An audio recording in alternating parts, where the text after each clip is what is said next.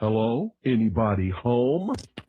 Today, I want you to open your mind.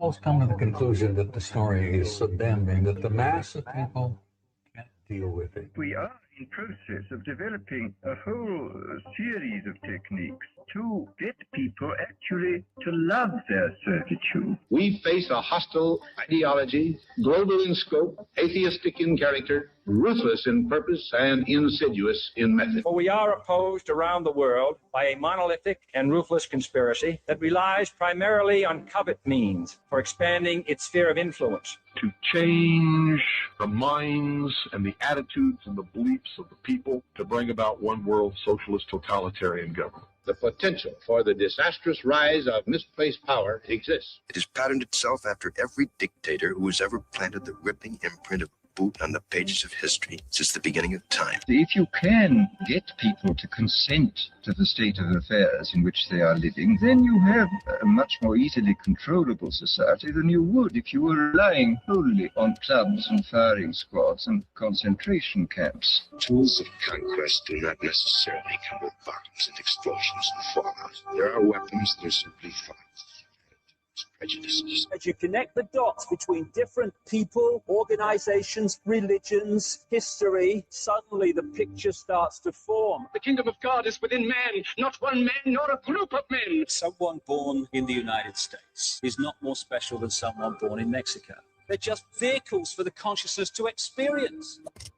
They do not want your children to be educated. They do not want you to think too much. It was learned that the aliens had been and were then manipulating masses of people through secret societies, witchcraft, magic, the occult, and religion. They reach into our children. Music, television, books. Prey on children's innocence. How can I disprove lies that are stamped with efficiency? So if you have the opportunity to stand next to one of these machines, it feels like an altar to an alien god. Genetic power is the most awesome force the planet's ever seen, but you wield it like a kid that's found his dad's gun. The Army Air Forces has announced that a flying disc is now in the possession of the Army. Too many others know what's happening out there. And no one, no government agency has jurisdiction over the truth. Any state, any entity, any ideology that fails to recognize the worth, the dignity, the rights of man, that state is obsolete. A case to be filed under M for Mankind in the Twilight Zone. About time some of you got acquainted with the real hard truth. If you don't connect the dots, it's just a mass of what's all this about. You are listening to the Secret Teachings Radio. I'm your host, Ryan Gable. tstradio.info is the website, but you're also listening to Ground Zero tonight. GroundZeroPlus.com is their website. Yes, that means you will hear both myself and Clyde Lewis on the program tonight. If you would like to email the Secret Teachings, email rdgable@yahoo.com. I will get back to you as soon as possible. I want to welcome all of you listening on X and Facebook and YouTube. This is a collaboration tonight with the Secret Teachings special video live Friday presentation. So that means you can go watch tonight's show. Now, Clyde will not be on the video, but I will be on the video, and we will be showing you certain things on the video related to tonight's topic. So you're listening to this later. There is a video you can go search and find. Thank you so much for tuning in whenever and wherever you are listening. I want to thank all of you specifically in the chat room here for tuning in tonight. I see a lot of people chatting about an hour or two before the show even began. I see Patrick in the chat and Flux and Deborah and 091. I also see Diane Perry. I see Misto Stokos. I see, scrolling down through this chat, Edward Preston. I also see in the chat room, catching up here, Rita Moore, Joe Ryder, and some more people coming in, Jello Putin, etc. Cindy is also here. And yes, we also have the Ground Zero Plus chat as well. So hello to everybody in the Ground Zero Plus chat. You can go become a member of Ground Zero Plus. And since we're doing a collaboration tonight, I'll let you know that when you become a member there, you can get access to all the different shows and My show's not really included in that membership. We have a separate membership at tstradio.info, but groundzeroplus.com and tstradio.info. That's how you can reach out to the show. That's how you can support what we do. Now, more to the point, Longma, the Warhammer horse. I got a call from Clyde the other day, and we were having a conversation about some new topics.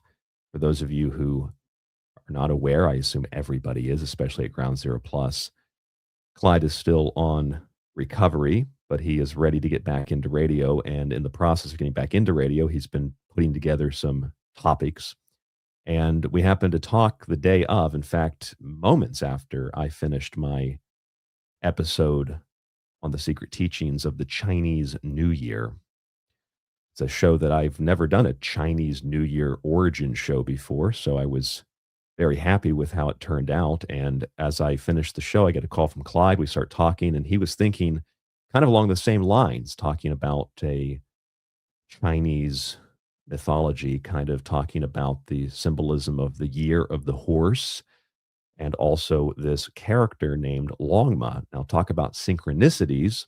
If you've known anything about Ground Zero or the secret teachings or how we've collaborated and guested on each other's shows before or hosted each other's shows, Clyde and I always tend to find things in parallel to one another without talking. And then we come together and find out where we've been researching the same thing or we've been reading about the same thing. Now, this Longma character, Longma, interestingly, if you heard the show that I did on the Chinese New Year, we talked about this monster called Nian, Nian. Nian is a monster that attacks villages in China sometime around January 20th to February 20th every year. Well, not literally, but figuratively, symbolically, metaphorically, this monster attacks villages in China every year. And the myth is that each season, just before the spring, the creature attacks and kills and consumes people as well as their livestock. And every year people fight back. They use loud noises, so drums and fireworks, bright lights, also fireworks, lanterns, etc. And they use the color red. And the reason they do that is because those things all are oppositional to what Nian represents. Nian is also the Chinese for year. So the monster represents the year. And they use loud noises because, as most of you know, when it snows, you go outside after a fresh snow, it's usually pretty quiet. So loud noises frighten this monster. Bright lights. I guess you could say that the sun reflects off the snow and it can be pretty bright, but the winter months are actually very dark, right? So bright lights frighten this monster. And the color red, red is the color of fire. So fire frightens this monster, meaning the monster is a symbol of the cold and the dark. The monster is essentially the winter, and it attacks just before spring. It's always darkest before the dawn. They have a term for that over here in Japan. It's called daikon, like a radish, but with an A instead of an O, daikon. It means the coldest part of the year, and that just happens to be exactly when this monster attacks and with sharp teeth rips people apart. Those sharp teeth, of course, corresponding to the cold winds that chill and crack the body and the skin. So it's a metaphor. And there's other metaphors that are really interesting that maybe you're more familiar with. We call them the four horses of the apocalypse. The four horses of the apocalypse correspond, among other things, to the four seasons. The white horse is the horse that rides right now, that actually defeats that monster Nian. The white horse is the horse of the spring. And it's a pretty universal symbol because you find the white horse associated with the solar principle, the sun. You also find the white horse associated with Muhammad in the Islamic lore. You find white horses all over the world because they, generally speaking, universally speaking, they correspond to the solar principle. So the sun, resurrected, light and warmth being brought back to the world, the white horse rides. The red horse then takes over and brings war. The war is brought against the forces of darkness that have attempted to take over and destroy the world and succeeded for a portion of the year. And then we get the black horse that brings famine. Hopefully you had a good harvest, or there might be a famine, there might be starvation. The black horse brings scales to weigh in the end times of the year. If you've made correct judgments this year, especially in regard to agriculture, then the white-ish, green-ish, yellowish horse appears, and his rider was skeletal, and he brings death with him, and that is, of course, the winter, the skeletal nature of trees, the cold, dark nature of what is hell. If you read Dante's Inferno, I think it's Canto 34, the devil is encased in ice, because hell is an ice palace, not a fiery pit in tradition. So the four horses correspond to the seasons. Back to Longma. What is Longma? What does that have to do with any of this? Well, Longma is, if Nian represents the monster of winter, Longma in tradition, this monster that is kind of like a divine beast, represents the vitality of the spring. And so it makes sense that the Longma, especially in the East, it is a dragon mixed with a horse. And the horse and the dragon, especially this being the year of the horse and the dragon are very powerful symbols, especially in the East. The dragon is a conqueror. The dragon is wisdom, a light, spring, wisdom, etc. And that brings about a transformation of the world and of the individual. People get nicer in the spring. People get nicer in the summertime. People are nicer when there's nice weather outside. The dragon brings all of that. The horse brings all of that. That's what it represents metaphorically, symbolically, mythologically. That's what it represents if you were to break it down to its bare bones and figure out what these stories are at their core. And you'll also find that, again, they're pretty universal. But there's a little bit more to the story than that. A little bit more to the story than just seasons changing or links to divine figures, links to archetypes. There's more to the story because these symbols can also be omens. Not can be, they are omens, and they do relate to nature, but they can also be omens in the days in which they were created, and in today's time, in contemporary times, they can be omens of other things, omens of certain political upheavals, for example, just like comets have always represented the change of a king or the change of a queen, or perhaps the change of a monarch, a change of a pope, a change of the leadership of a kingdom, or perhaps the collapse of a civilization. Well, that's what these creatures can represent as well. And considering this is the year of the horse, and this particular time of the year, moving into the spring during the year of the horse, and having Longma represent the birth of the spring and this dragon horse body, it corresponds to not just nature, but it corresponds to the general human condition and what might be in store for 2026. So, with all of that being said, so you have a pretty good, hopefully, understanding of where this symbolism comes from, what it means, what it conveys to the conscious and the subconscious mind. Now we can take a step beyond that. And now we can both address, analyze, and also speculate on what this might mean in contemporary times for certain political issues, because, the horse represents war. War has always had a horse as its symbol. Horses have been an instrumental part of human civilization since the earliest times. And so a war horse in the year of the horse, Longma, this is telling for what might happen in the new year. Let's bring Clyde Lewis on the show. If you're just joining us, this is the Secret Teachings and Ground Zero, a Friday collaboration, groundzeroplus.com. We're also streaming on X and YouTube and Facebook. And you'll hear this in the Secret Teachings archive, as well as, I assume, the Ground Zero archive. Let's bring Clyde Lewis on the show. Clyde, are you there? Can you hear me? Yes. Thank you for having me on the program tonight. It's really awesome to be here. Yes, this is our second or third collaboration since things have changed at Ground Zero. I'm so glad that you could join me tonight. Based on what I've explained, please pick it up and take us to another level. Well, this is the level that really has me, I don't know if you'd say it has me vexed or it has me troubled in a way. Usually, and I've been seeing ads on TV since I have a lot of TV to watch when I'm here in the hospital, here in the facility.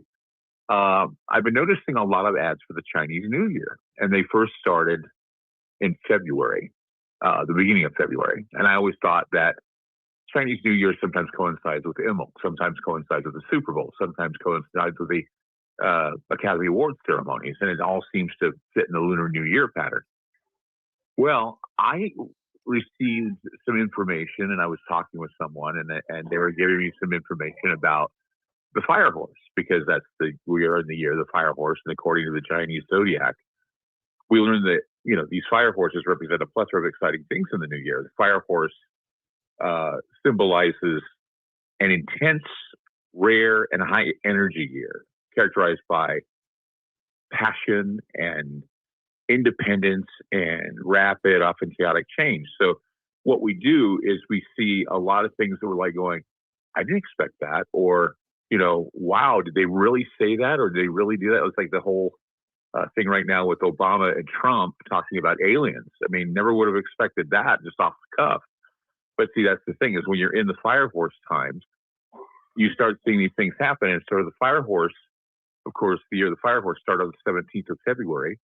The day after that was Ramadan. And I'm thinking, wow, here we have two celebrations where we're hearing in the news about Islam and how Iran is, on the bad list, and we're getting ready to go to war with them. And what we have with that is something called a double fire combination. And what a double fire combination does is it basically enhances and magnifies the horse's natural traits. So we have this charismatic, cult of personality, revolutionary thing that basically triggers rage, rebellion, impatience, burnout, volatility. And so here we have this chaotic and perplexing matrix we create. And we're bombarded on a moment-by-moment basis by contradictory narratives. And we have some people saying this, some people saying that. Political gets a hold of a story and twists it and turns it. We've got facts, we've got fictions, we've got baseless accusations, people who are insinuating all kinds of things, official and unofficial propaganda, classified, declassified, exaggerations, distortions. And of course, we need to also consider that what we're hearing from those who are in power are bald-faced lies. And this is something that I think we learn in this year of the fire horse. But see, one of the things that we don't have, and this is why I'm bringing up the metaphor, and this is why I think it's important, is you don't have the time, nor do you have the energy to try and sift through the billion bits of, I guess you could call it, nonsense or bullshit. I don't know if that's something I can say, but it's all this data and BS story and stuff coming from the peanut gallery. It's blowing ceaselessly into our brains like random dirt and garbage and trash, and it's swept up in some omnidirectional idiot wind. And there are people who sometimes love to listen to the idiot wind and the hot air that comes out of some of these. And I hate the fact that I'm in a business, or I was probably one of the pioneers in a business that in a way has evolved into losing the esoteric, losing the occult, and just going full on political. And while, politics are great in some respects, they're also weird and they're also parapolitical. And I know that a lot of people probably wouldn't care or could care less about the esoteric nature of the Lunar New Year. But if you're a person who believes that the stars and the planets and space and things of that nature influence us, where we are all made of stars, we're all made of the same materials that stars are made of.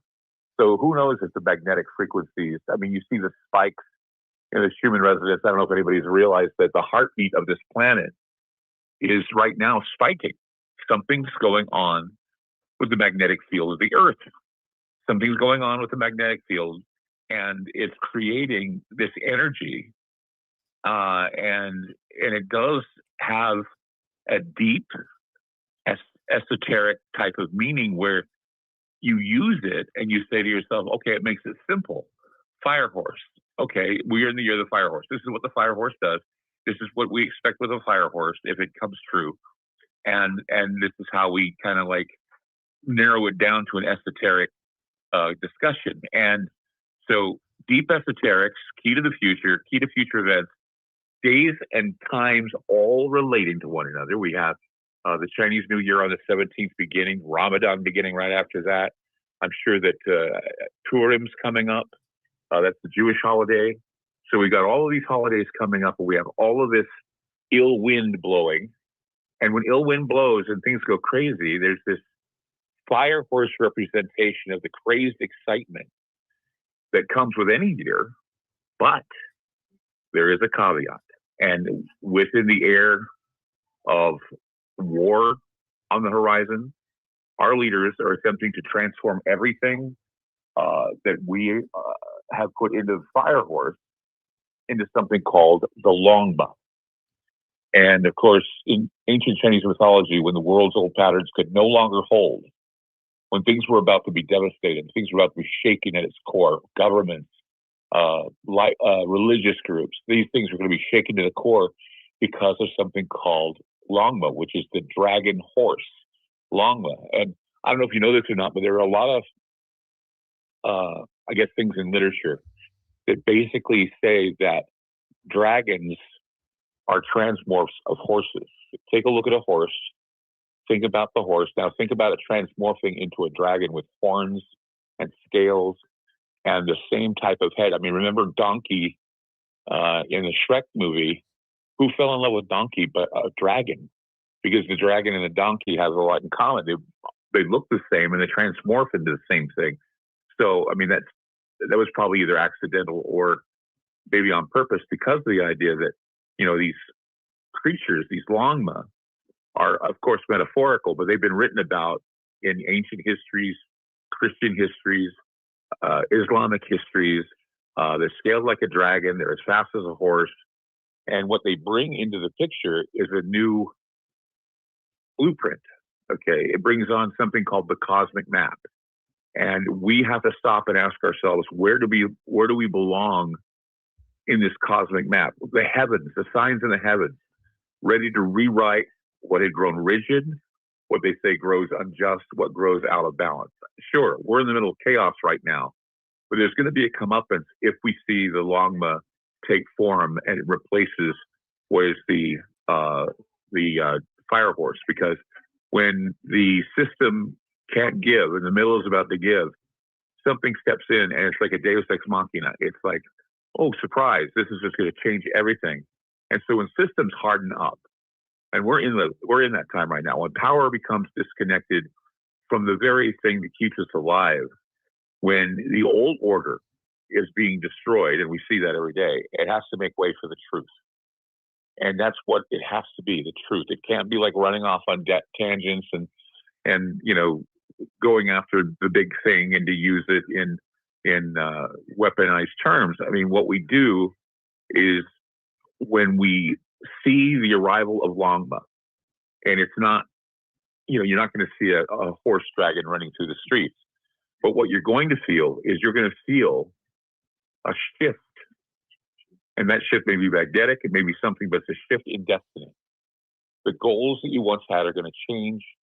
The things that you once wanted to fulfill are going to be put on hold, and that will be considered an end of one era and the beginning of another era. And this is where we are. It's kind of like there's there's a journalist, or I guess you could say a writer's way of calling it John Bar Hinge. It's called the John Bar Hinge, or the John Bar decision, where it's like when you're at the crossroads and you're making the deal with Faustus, and you're deciding whether or not you want to make the deal with Faustus, or you want to decide you want to do something right and be good instead of being bad. That's where Longma comes in, the Longma strategy. And in the mythology of the Chinese, when the world's old patterns could no longer hold, this dragon horse Longma would rise from the water. I think it rises to the Yellow River in the history, but scaled like a dragon. It's a horse, looking like a horse. The cosmic map, all of these things, and also different answers that are given because people are seeking a lot of truth in this time. And when systems, harden up and they go bad, and you have to make way for the truth. You can't continue to pacify those who think certain things, and we have to say, well, we don't want to hurt their feelings and tell them they're wrong. No, you have to take that shelter, okay? And I know a lot of people are retreating to the shelter of one another on ideological doubts and things of that nature. I know I have my ideological doubts. There's some prefab bulwark which can at least provide them with something resembling a coherent ontological structure. This is why we have Ground Zero Plus. This is why we have Disclosure Radio. This is why we have our network. It's because we need to have a prefab bulwark which will provide people with something that resembles a coherent ontological structure. We need structures so that the voice is heard. It's on the same page, more or less. I mean, a lot of people have different opinions, and that's fine. But at least we're working towards this structure, and we have this lens through which to view and make some sense of our increasingly incomprehensible world. And that's the whole purpose. We cling a lot. Most people cling. I mean, not everybody, but most people cling to worthless politics, and they trouble themselves over wars and rumors of war. And that dragon is the metaphor of wars and rumors of war. It is I guess an omen for pestilence. It's an omen for the pale horse, and hell followed with it, that kind of thing. It's part of the Christian eschaton, where we have a dragon.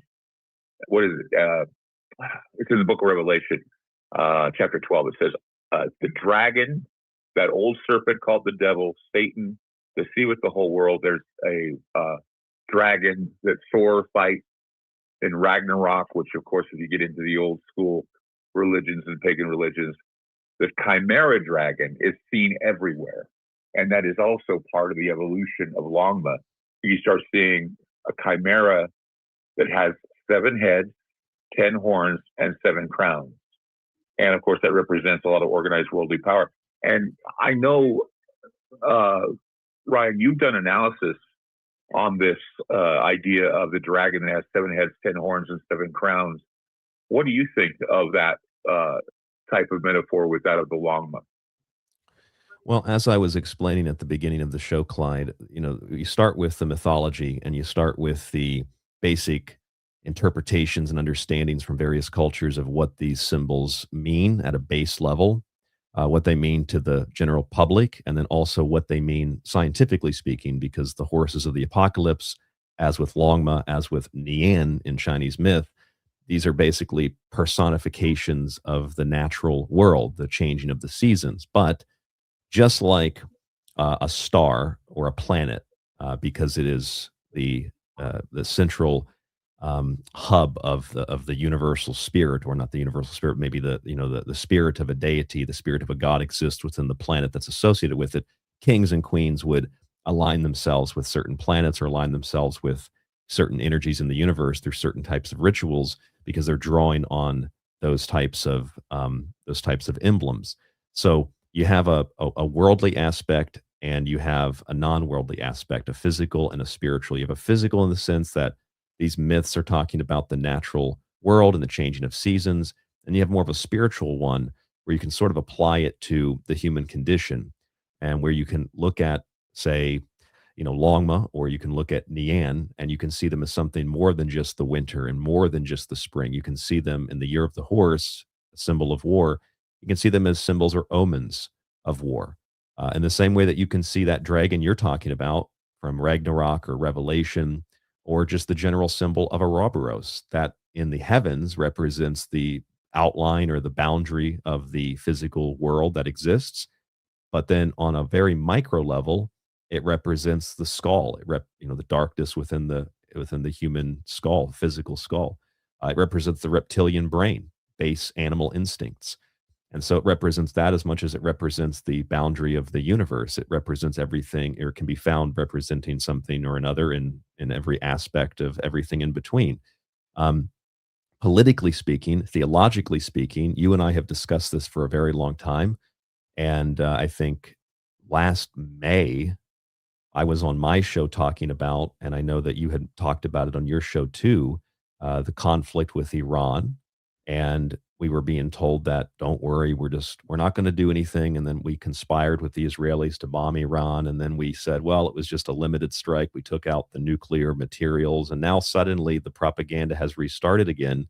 And they've almost got a weapon, I was reading last night. And we have to go to war. And as a matter of fact, I was just looking at some of these news articles. I sent you a couple of them. And there's stories that the U.S. could potentially strike, this is CNN, could potentially strike Iran this weekend. There's also a Guardian story I had pulled up that the 6-decade agreement on mutual prayer at the Al-Aqsa Mosque has collapsed. So that means that there is no mutual agreement now between the Muslims and the Jews and in terms of praying at that holy site. And it just happens to be during Ramadan, so the Muslims can't enter. And I think that's a provocation. But you can see the things that are building alongside of the red heifer sacrifices that we both talked about last year. You can see things building into this eschatological war, one that's based on both myth and theology. It's based on literalisms that are extracted out of metaphors. And considering that 4+ billion people on the planet, 2 billion Muslims, 2 billion Christians, generally speaking, believe in the literalism of the eschaton, believe in the literalism of that physical Armageddon-like war. I think that's all that you need. You just need the optics of it. And we're getting the optics of it. And I think the year of the horse, the war horse, Warhammer Horse, Longma, I think that this is a omen. You don't even need this omen to know what's in the process of unfolding, but when you factor in this omen, I think it makes a lot more sense. I think it confirms, it's scary to think, but it confirms that we're on the precipice of a very, very, very large war. That's what I think. Clyde, are you still there? Even before I named the show the Warhammer Horse, I actually found out that in the video game Warhammer 3, they actually have what are known as Longma warriors. And I was very surprised. And even the terracotta soldiers, those Chinese terracotta soldiers, or whatever they are, those things that they found, they were also considered Longma warriors. So what it is that the armies on all corners of the world would gather together and they would fight the Longma. They would fight what they consider to be the dragon, or they consider to be what is taking and breaking down the old ways and opening up new ideas and having new wars and new type of weapons to be used in these wars. I wanted to mention the name of the same creature Longma that is in the Norse mythology. It's called Jormungandr. Jormungandr is the name of yours, and it's basically the Midgard worm that encircles the earth, biting its own tail. Sound familiar? And it's an example of an Ouroboros, of course. It surrounds the earth, and when the tail is broken, or when the tail falls out of the mouth of Jormungandr, then Loki and several of his minions then take over the planet and try to fool the children and try to lead them astray. So, I mean, they consider it a poetic epic of Thor fighting Jormungandr, and it's a long dragon that basically transformed itself from a horse to a dragon and rises out of the water. It's a sort of like a seahorse or something of that nature. So that type of metaphor, that type of idea is, you know, all part of this journey. This idea that, you know, we have like I said, we have the Chinese New Year, Lunar New Year, on the heels of Ramadan, working its way into Purim, and this is going to set us all up for religious fervor and religious holidays, or holidays that are going to rev up the spirit of the Longma warrior, rev up the spirit of the horseman, bringing about the arrival of the horse that is considered the one that brings death and hell following with it. The old patterns are gone. The new patterns arrive.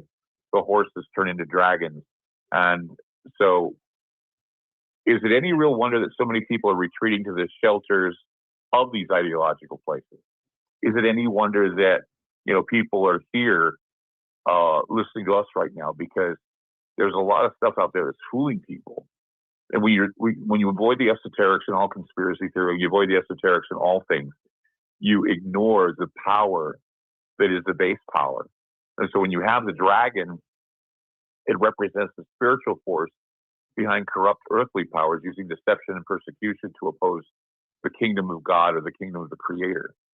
I remember the Super Bowl, and I remember the commercial that Budweiser had where the eagle is on top of the horse. But then they have a camera angle of this horse, and the horse sprouts wings. And what's interesting about this white horse of the dragon, it sprouts wings. It becomes a chameleon. It becomes a horse and a dragon and several other things. And it flies, and it is represented in some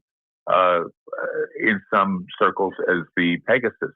Sometimes the Pegasus is a representation of the second coming. It's one of those things that you have to know your metaphors to know what it is, to know the air of what we're up against, and that is we're up against a very ancient esoteric omen that we're heading close to that again, and the leaders know it because they're aware of it, and they know what they can do to create this, I guess you could say, this never-ending fire, this never-ending flame. And the dragon has always served as the primary antagonist in a cosmic battle. It is the power source for the beast of the sea, and the beast of the sea has been known as the Antichrist for a long time. Leviathan. The beast of the earth, false prophet. And then, of course, we have the personification of evil that's bringing down all institutions that were once considered legacy, including churches. And even churches today are following the dictates of government, politics, and man, rather than the dictates of God and spirituality and the esoterics that are within them. Well, Clyde, the fact that you bring up Jormungandr, and also the sea monster is also Leviathan, it plays the same role symbolically. I think this is a really interesting connection. We did not talk about this before the show because I just realized it. But if you take that into consideration, Leviathan, Jormungandr, if you take into consideration that recently, just a few days ago, the Iranians in massive protests were burning statues of Moloch or Baal. Did you see this? Did you see these videos and pictures? No, but I heard about it. No, I didn't see it, but I heard about it, yeah. Well, here's why it's interesting to me, because the god Thor, who fights this serpent in Norse mythology during Ragnarök, Thor is depicted as holding famously, a hammer. And Thor, in holding that hammer, is basically holding lightning or thunder. And if you look at some of the old paintings, there's one from the 1800s. It's called Thor's Fight with the Giants. You can see that the giants are basically goat-like creatures. They have horns. And if you take that image and you go back to the origin of Baal and Moloch, these are actually titles that mean respectively. Baal means the Lord and Moloch means king. The original Baal was actually just a personification of storms, and it became a symbol of evil because one tribe is fighting with another tribe, and one idol, one man's idol is another man's god, and vice versa. But the original Baal statue, Baal is holding a bolt of lightning, just like Thor. And then you go back and you look at the bull that was just burned in Iran.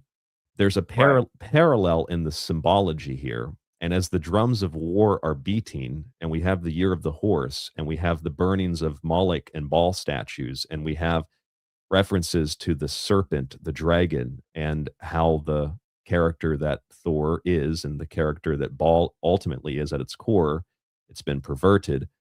These are characters that actually are heroes that actually fight and destroy that dragon in the end times. All of this is emblematic of an approaching conflict, a very, very big approaching conflict that has extremely occult under and overtones. Would you agree or not? I would agree with that because it's funny you should mention the hammer, Thor's hammer. The symbol, I don't know if you noticed the symbols that are on the flags of Iran. They have two. One is called the hammer dragon. And what that is a simple symbol. It's all, lines. But if you look at the wings, it has wings, and it has a crown, and it's the serpent with wings. It's the hammer horse, the Warhammer Horse. The hammer of Thor is used to bring down the serpent. Well, what was the operation that our country pulled on Iran in July? It was called Operation Midnight Hammer. That's right. So there's some coincidences there where they were going after the hammer dragon, the hammer dragon that sits on the flag of Iran. You've got the hammer dragon, then you have the chimeran hammer dragon, which is, of course, the chimera is a representation of Longma. And so when you have these symbols flying around out there and they're on flags and they're burning symbols of Moloch and they're burning all these symbols, that tells you that the old ways are not holding and that new ways and metaphors are going to be established and people will be running to their ideological matrices or their ideological constructs and they're going to hide in there. And in that division, we'll find war and it'll be on all corners of the planet. It seems like you have two sides that are attempting to draw on the same archetypical characteristics. So if Iran symbolically and literally is burning statues of Moloch, then that emblem of Moloch, the evil that is associated with it, the child sacrifice that is associated with it historically, that would be something that would be defeated by the hammer. That would be defeated by Thor. That would be defeated ultimately, by the original Baal, which was a storm deity. So, in other words, what I'm saying is that if the U.S. has Operation Hammer to defeat Iran, but Iran is also, in a sense, applying their own hammer to defeat this evil, you have two sides that are trying to, they're trying to do, or they are doing what they believe is good, is moral, is right. And that is the whole idea, this conflict between good and evil, and how a lot of times, when you think of the devil, or if you grew up a Christian like I did, you're told things like, well, the devil doesn't just show up with a pitchfork and hooves. The devil is an angel of light, and the devil can quote scripture and deceive. And so that's the feeling, and that's the feeling I get out of this, Clyde, is that somebody here, if we're talking literal political things that deal with war, etc., someone is being very deceptive. One of these players is the devil, if you will. Yeah. Well, big Satan, small Satan, you've heard it all. And what's interesting too is when you take the Islamic version of the hammer dragon, you get the word Laden, which of course is what was that word from the Greek. Can you say that again? What was that word? Laden. So when you look at somebody like Osama bin Laden, it means Osama, son of the dragon, or son of the Longma, son of the, and then you have Muhammad, where he left Al-Aqsa Mosque, or was taken to the mosque that you brought up by a white horse, and his name was what? Lightning. And what is lightning translated to? Barack. Who's been in the news lately? Barack Obama. Yep, that's so right. The name Barack shows up as lightning. And you were talking about lightning as well. You're talking about Thor and the lightning, god of thunder, and thunder, lightning, and war, with the Laden or the Logma, or whatever you want to call it, being the centerpiece of an all-out war that's going to be breaking out. Who knows when, but it's certainly on the horizon. When I learned that the name of I did not know the name of the horse in the Muslim tradition. I knew that Muhammad rode a white horse. It represents ascension spiritually, but I did not know that the name of that horse was Barack Yeah, Obama. That is very, very powerful, very, very powerful symbolism. Right. Cannot be coincidental. I mean, these things seem to. It's so strange that over the years, Clyde, that I've known you. You've done radio for 30 something years. I've done it for 16, and I've known you. We've known each other for maybe 10, 11 years, and just independently, we find these correlations and these parallels, and we're not even talking about it. We just stumble upon them, and I'm sure that there's a handful of people who also do that. They stumble upon stuff like this, and it's so consistent. Like whatever the major issue is, whatever the major topic is, you can find these parallels and patterns within all of these subjects. I mean, it really speaks to the writings of Joseph Campbell and the archetypes of Carl Jung. It talks to the nature. It speaks to the nature of the human mind and how we view the world. We can find these patterns. I mean, it's kind of like putting ourselves into the position of our ancestors, and we can kind of get an idea of where this stuff came from in the first place, observing the world and personifying nature and figuring out why things happen the way that they do. And now today with these classical stories, we can apply them to what's happening in the world, and we can get a better understanding of what's happening in a way that words don't otherwise explain. That's what the power of the symbol is for. One of my biggest complaints, and I tried to talk about this during the Super Bowl too, is the so-called independent media, and what they do is they do the conspiracy theory du jour, or they decide to make up something and throw it out there and see if it sticks. Well, what they lack is nuance. Okay, they lack motive. They lack modus operandi. They lack any esoteric background in what needs to be discovered, and that's what bothers me about it. I said, okay, so where's the esoteric discovery? Where's the synchronicity? Where's the right place, wrong time? Oswald, he was in the wrong place at the right time, or right place in the wrong time. None of that stuff is talked about with these new conspiracy theories, and that's why it's very frustrating when you have people bringing up stuff like that. And like I said, the words, the names, the images, they all match, and they seem to be showing up a lot more lately. I was thinking a lot about Lent and Ash Wednesday, and I did a little bit of a segment on this on my Chinese New Year's show. I talked about how ash is an alchemical symbol. You burn something, it transforms through fire into ash.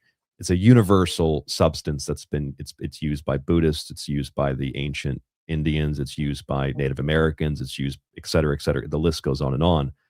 And I've seen a lot of celebrities, from Mark Wahlberg to rappers.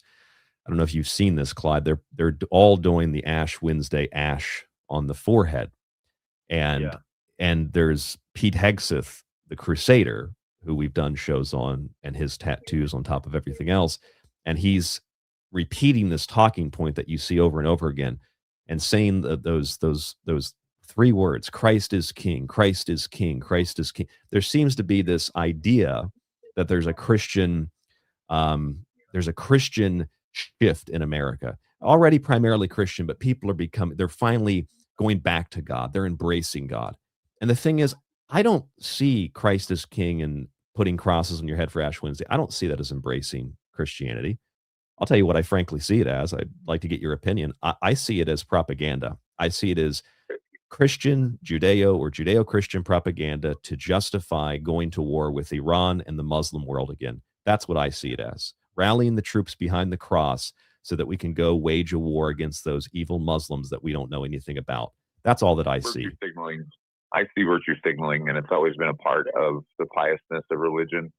I mean, people say, well, Clyde hates Christians. No, I hate bad Christians. I like the good ones. I like the ones that live their lives, like God wants them to, and they are happy. I don't like a complaining Christian, because if you're in a religion that you don't like, or you feel is, keeping you from doing some of the bad things you want to do, you shouldn't be in that religion. You just shouldn't. And you shouldn't be going around saying, I'm this just for the sake of impressing your friends. That's the trouble, is that so many people say they believe, but my God, you say to them, hey, the esoterics of the dragon are here. The book of Revelation is happening now, and people go, oh, come on. Sure, come on. But aliens are demons. That's what I get all the time. Yeah, aliens are demons. Demons. That's another one. There's Christ is king, aliens are demons, and then the cross on the foreheads. I think it's there's actually there's an Israeli they registered with the Foreign Agent Registration Act, FARA, and it's called, off the top of my head, if I can remember it, Show Faith Works. And they just openly say in the FARA filing that the goal of this new outreach program to get support for war, essentially, is to play on the Christian angle and to say things like Christ is king and tell people, hey, where Jesus was born, and therefore you should support war. So, I mean, it is this Christian shift is not really Christian. It's more like pro-war, get ready to enter into yet another endless or almost endless conflict. Well, that's how you have to be, differentiate and understand that, as I said, you're looking at people who want to construct these, ideological, refuges. And what they do is they're basically creating something that's akin to a cult. And they want to destroy the church. They want to destroy the church for their own power. The white horse of fire, the double fire, the horse getting scales. You're watching it transform. Symbol of death, symbol of war, symbol of, well, it's not about destruction for its own sake. It's about clearing what no longer serves. And that's the whole idea, right? That's the whole idea of genetics. I think it's clear whatever doesn't serve the purpose. Clyde, I think that's what the I get so tired of hearing these words, but the Epstein files, I think that's what they're being used for. I think they're being used to clear house, to undermine the last bit of confidence people had in the system, and to create whatever a new serves system. whatever serves their political ideology. Is if they're on the list and they didn't even do anything, doesn't matter. You're on his list, so that means you condone it. Not necessarily. I mean, look, what if he wanted to get a hold of somebody on the phone and put the name in the list to say, I want to contact this person? Doesn't mean that person's been on the Lolita plane. And that's why I say, when these things happen, you need to have trials and let the guilty fall where they may. Not stand there and be judgmental and say, well, all these people were in the Epstein files. They're all pedophiles. You don't know that.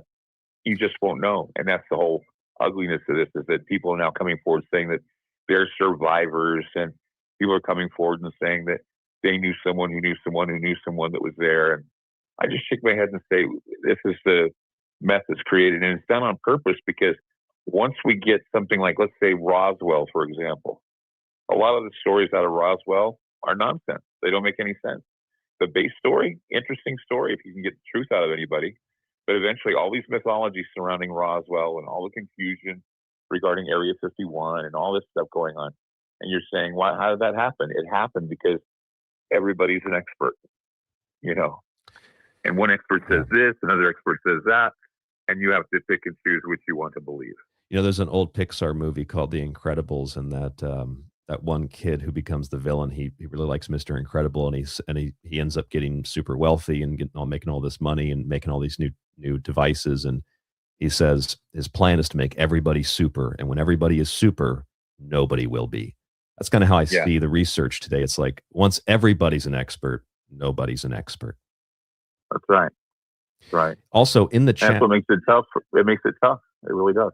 It does. It does. In the chat, there's a couple of people having a conversation.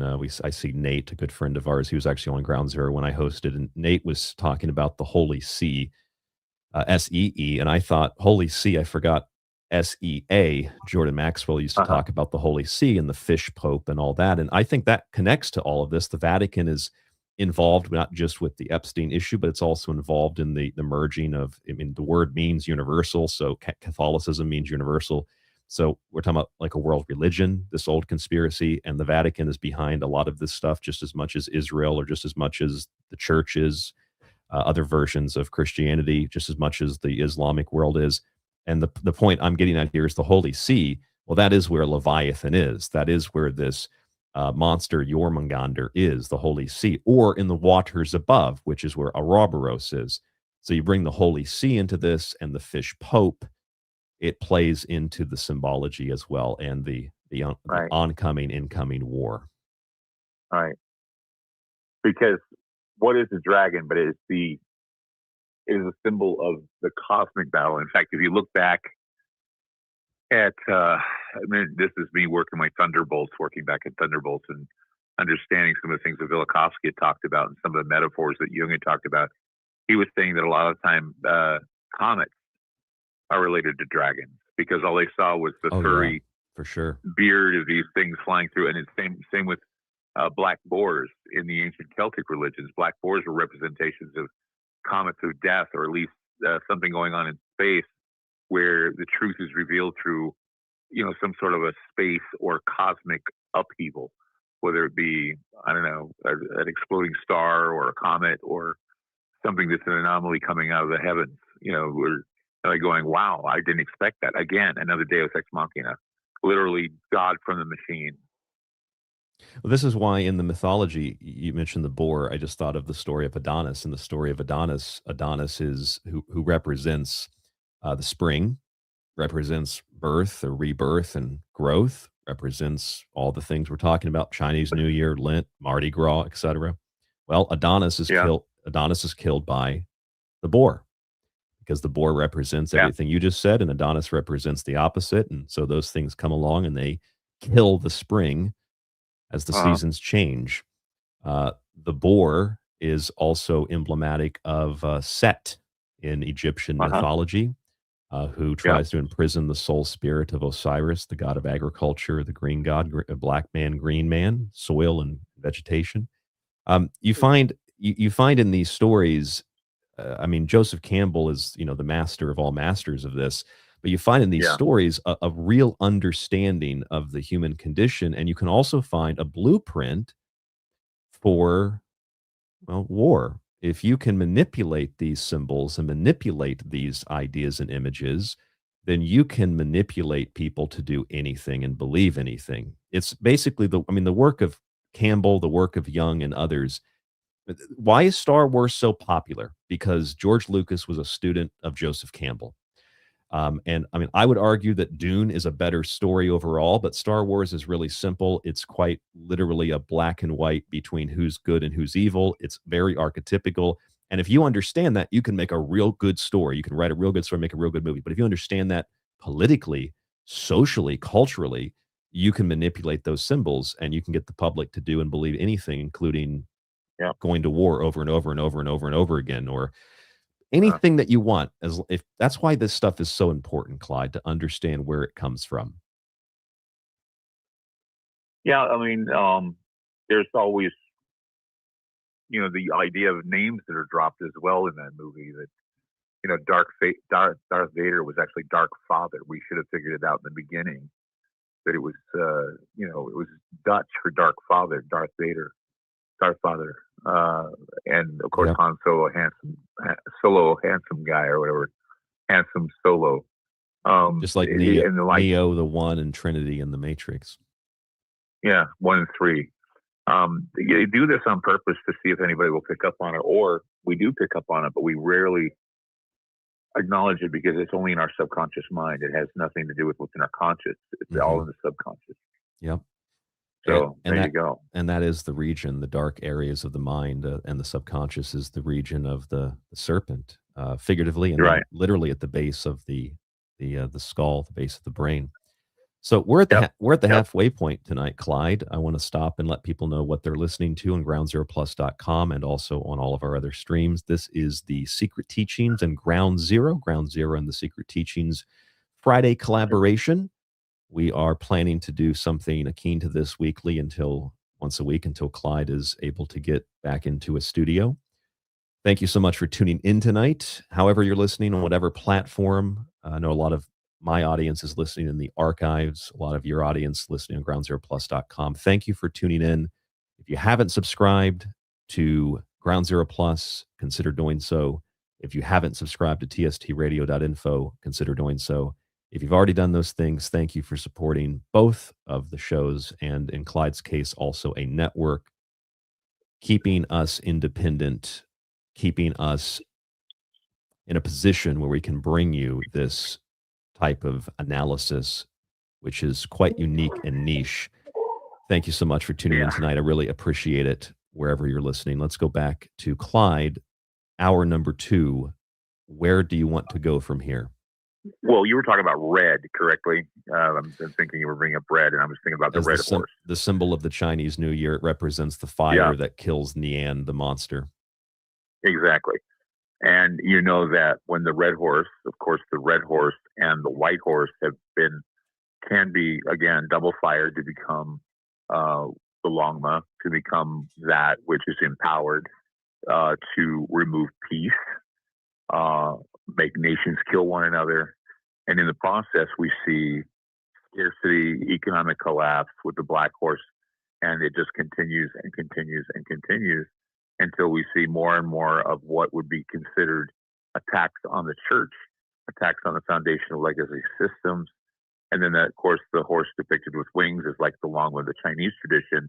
In fact, I was reading a story about the Tang Dynasty. A guy by the name of Edward Schaefer was a historian, and he writes about the tremendous importance of what is known as the transmography of horse to dragon, and how as horses, people who raise horses know what I'm talking about.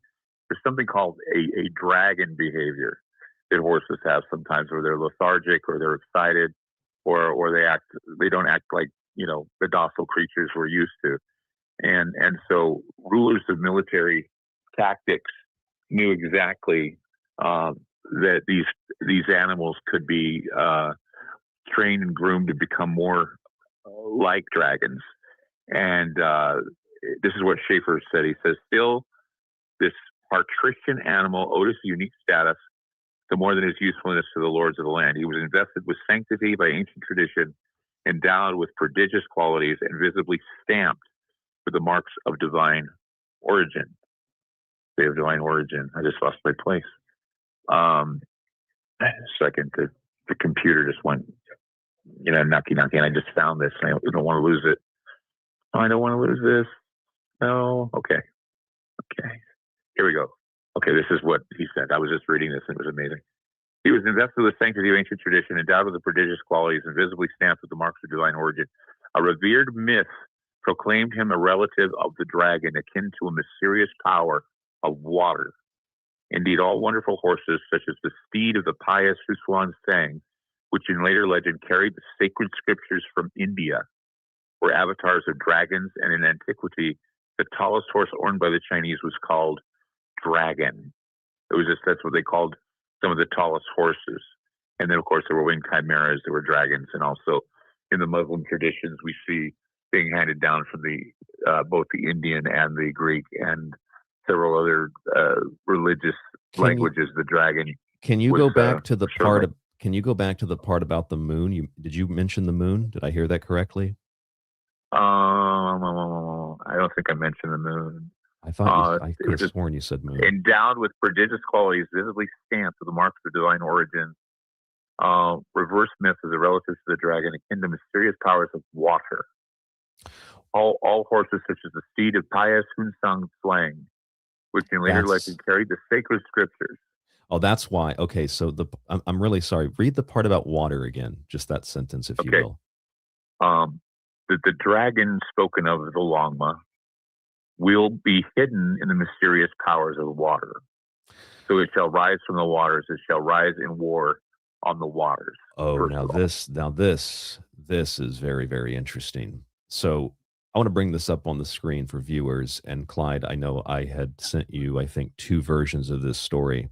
Rising up out of the waters. And the waters are controlled, in essence, by the moon. The waters are emotional. The moon is emotional. A couple of things happening here. Number one, there have been talks for a couple of years about a new moon mission, right? Artemis 2.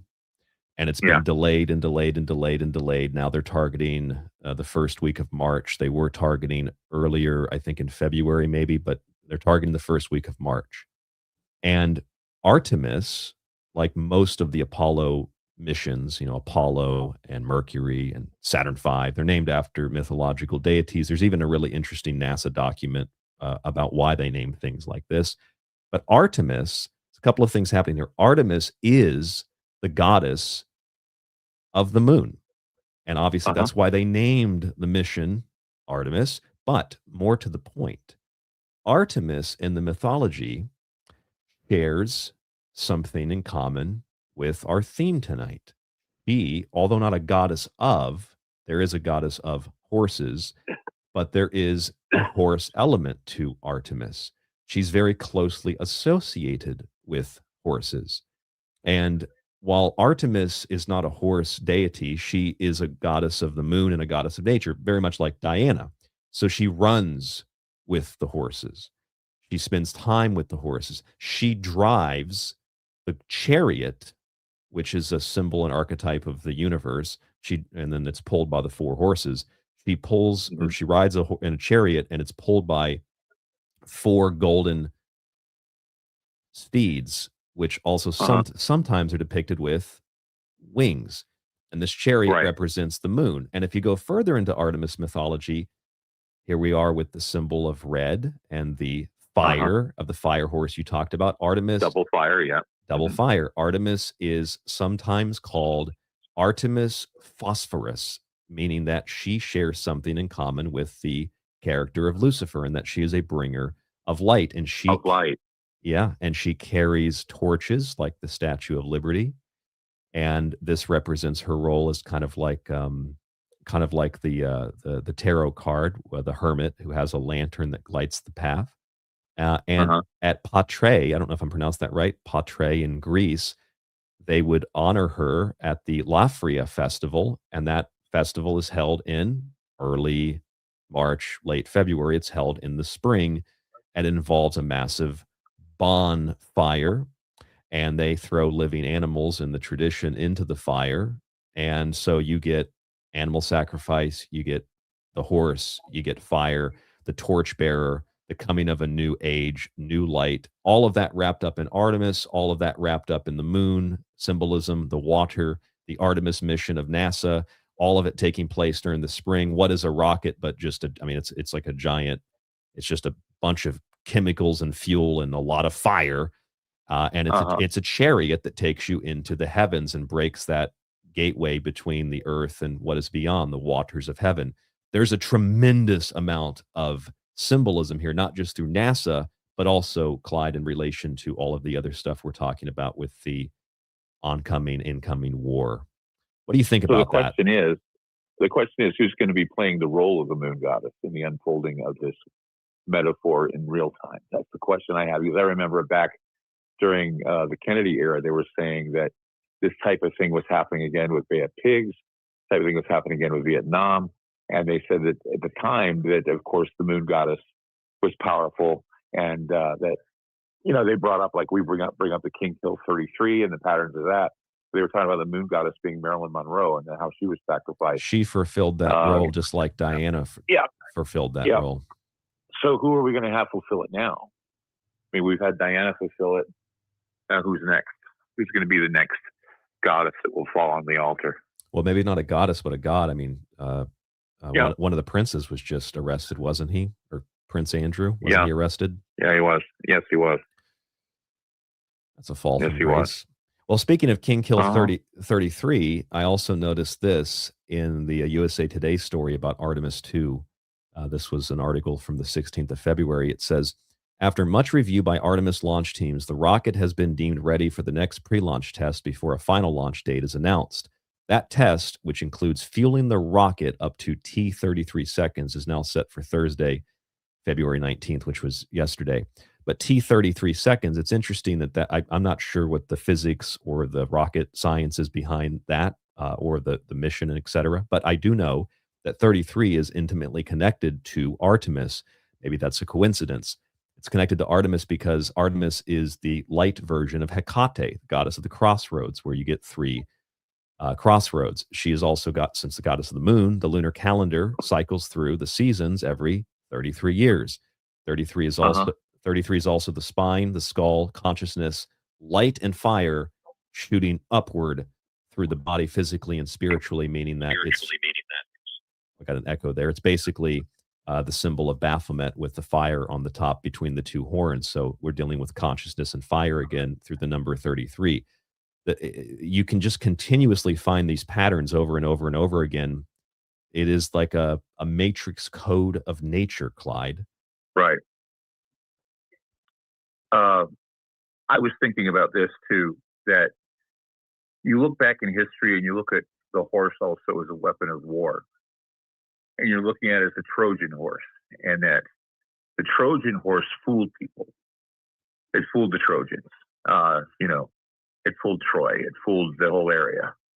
And that's definitely something that our leaders are doing right now. They're putting in power extremist groups that are only only barely related to the usual business lobbies that determine what gets done in Washington. There's always this deep state executing this power and the grab, but there's a lot more to that now. Now we have tighter coordination with other groups that the deep state is infiltrated, and some amount of secrecy is going on. Discretion, of course, vast sums of money are handed from person to person. So here we have now a singularity of some kind, or a singularly well-endowed evil psychological operation, and then we have multiple minions who support it. It's much like what happened with COVID. You have these minions who are already carefully groomed, and they insinuate themselves in the positions of power, going back to the idea that everyone's an expert and no one will shut up and listen. They're just everybody. And so the goal is, again, the trial by fire. We're all being made tame. We're being docile. We're being infantilized through all sorts of medical and technical manipulation.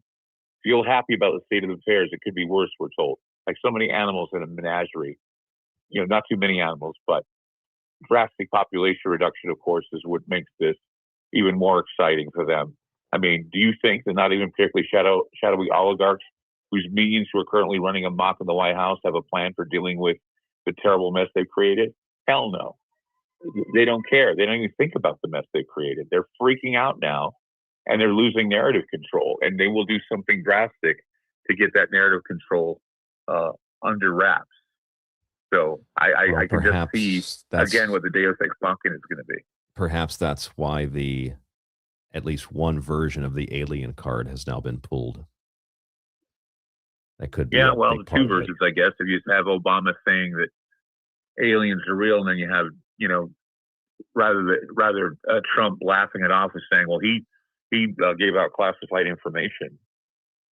Okay, well, you just admitted it too, sir. It was classified information. You admitted it's real.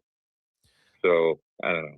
It's just a mess, and maybe I don't know if this has the impact we thought it would. It might. I mean, I think people are jaded in a lot of ways, especially those who have known about this for like 60, 70 years are like going, okay, they finally come around to it, but now what? And is this something we can trust? Is it something that's another part of the propaganda? So there you go. Well, in essence, I think that's kind of what it is. I mean, the recent Epstein file document release was a few days before the Super Bowl and the Olympics.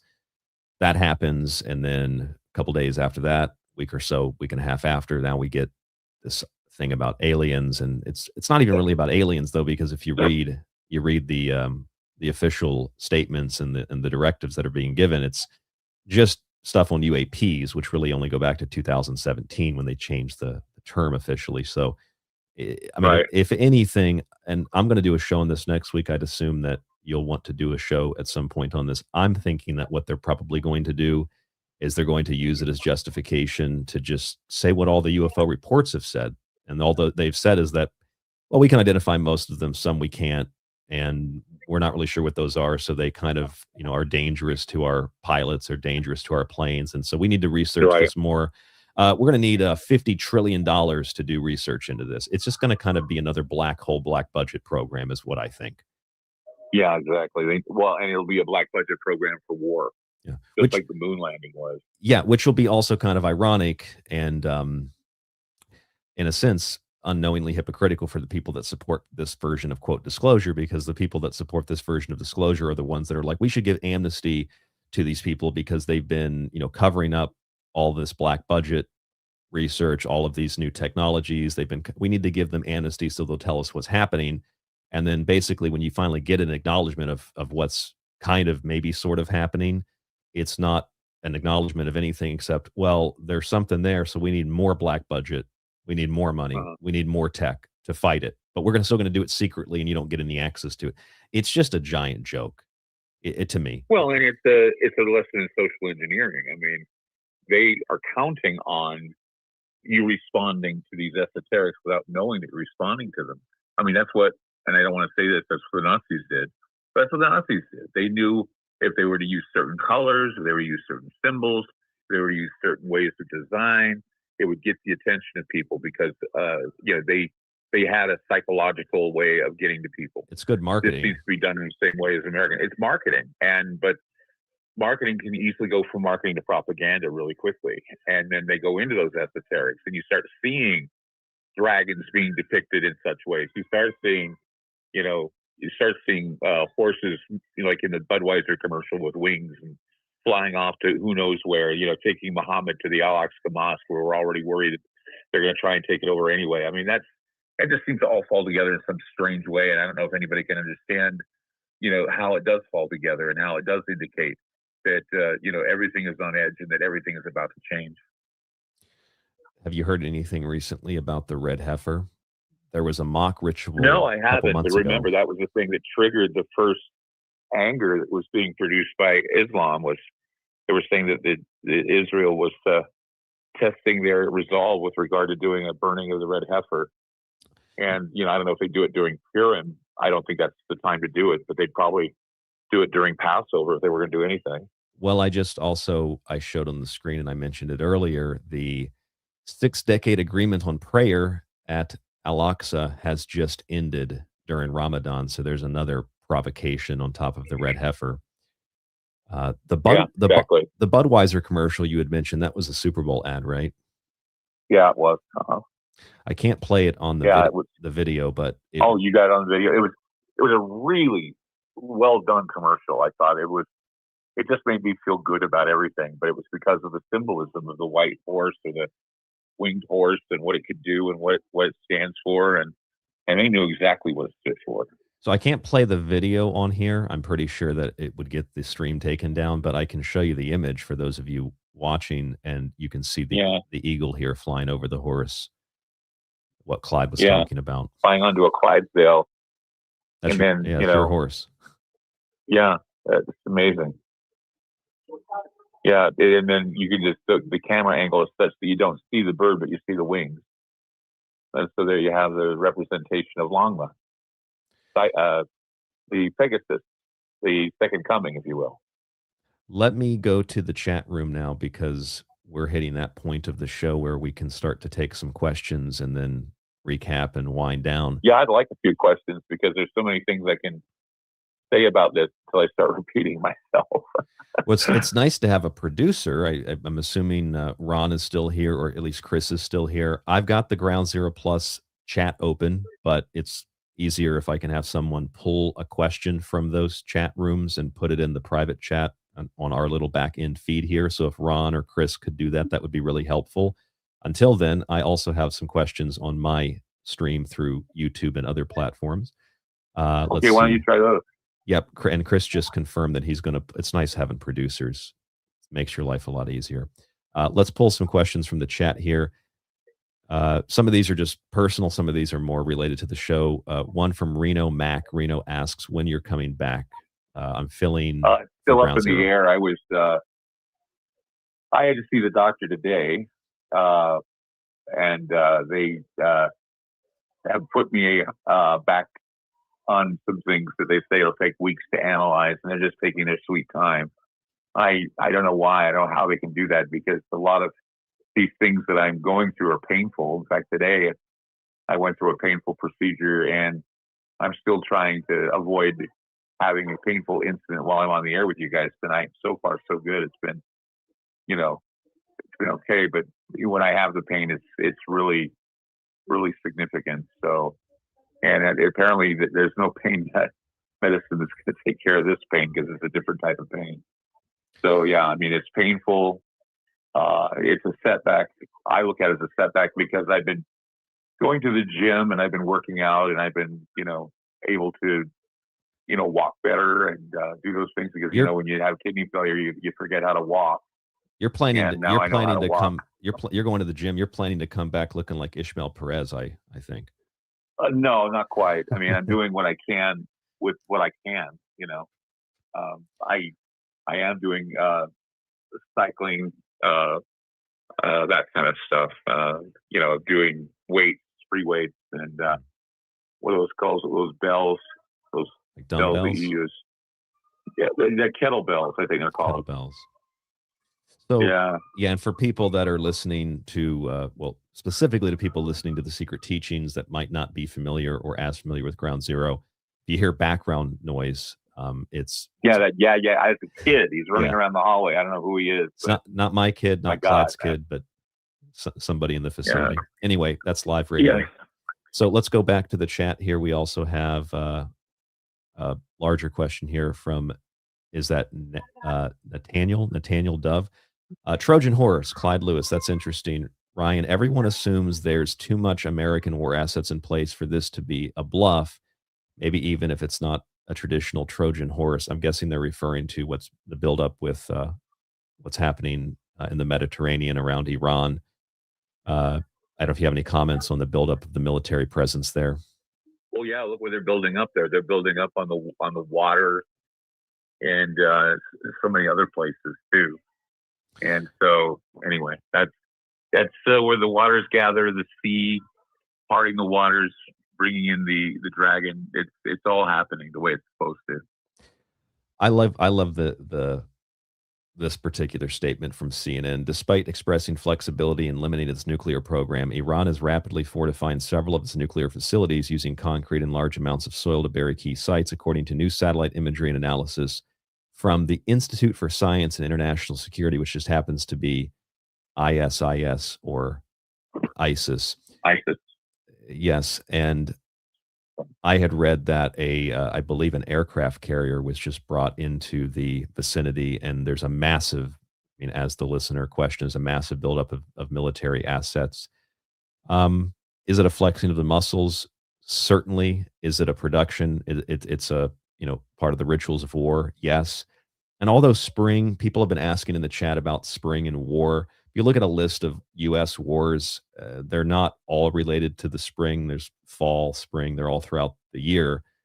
However, there are two interesting things here. Number one, this springtime, because of the horse and because of the symbolism of the year, this would be an ideal time to launch a war, the war horse in the spring. The other thing is, I know it's a very both popular and very unpopular thing to say, but virtually every U.S. war in the last 30 years has directly aligned with a Jewish holiday.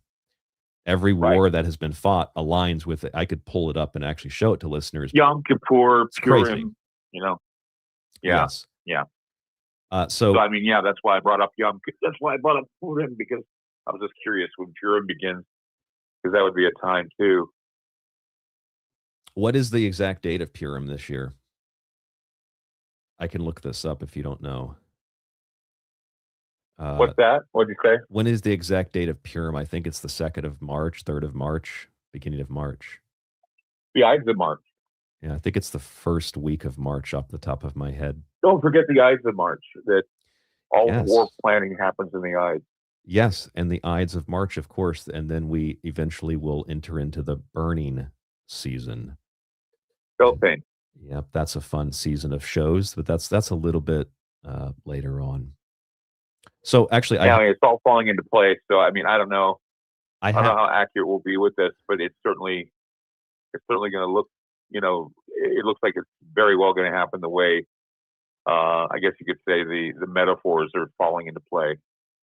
Well, hey, I remember talking to you on the phone back in May or June of last year, and there was a tremendous amount of controversy over the U.S.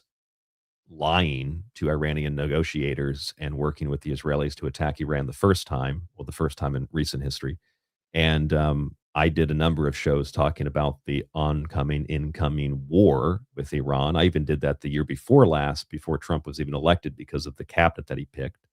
But let me read you this little paragraph from my new book about the dates so people can get an idea. They can research it for themselves. October 7th, 2001 was a Jewish holiday, Sukkot. I don't know if I'm pronouncing that correctly. It was the day the Bush Sukkot, the day the Bush administration initiated operations in Afghanistan. March 20th, 2003 was the Jewish holiday of Purim. In 2003, that was the date, and the day Operation Iraqi Freedom began with preemptive airstrikes on that country that never possessed weapons of mass destruction.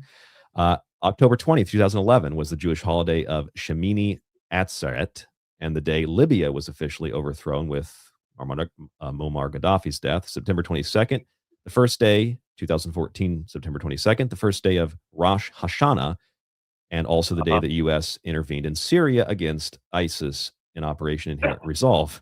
And then we know about the Saturn returns of October 7th. So yes, they're very much, to answer the several questions in the chat room, they're very much linked to Jewish holidays, those wars against the Muslim world.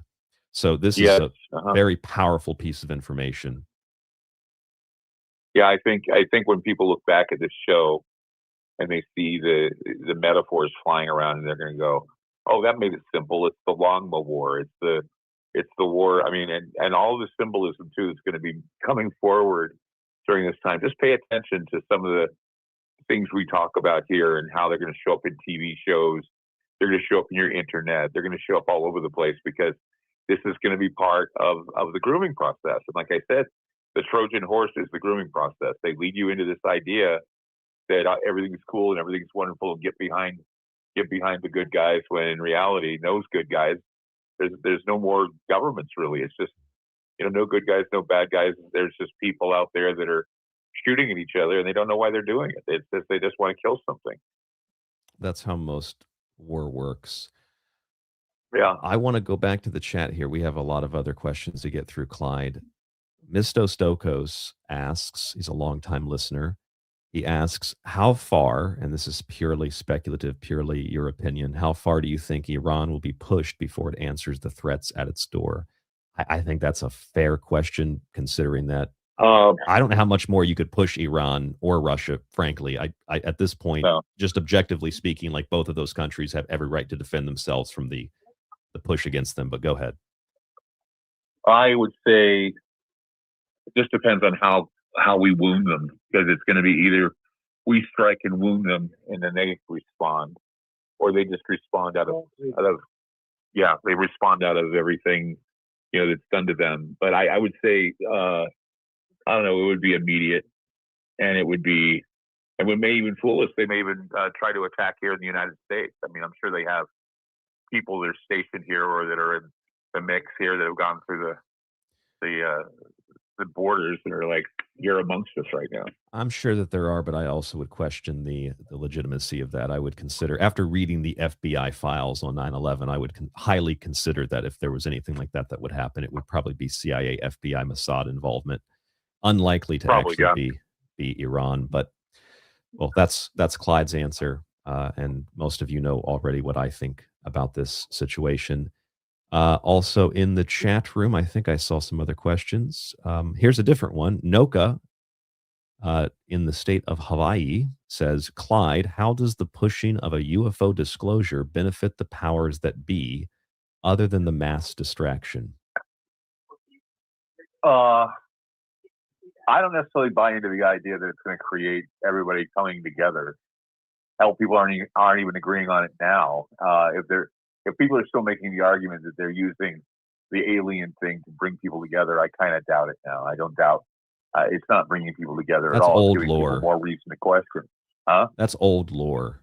It's like the old UFO mythology. Yeah, it's the old.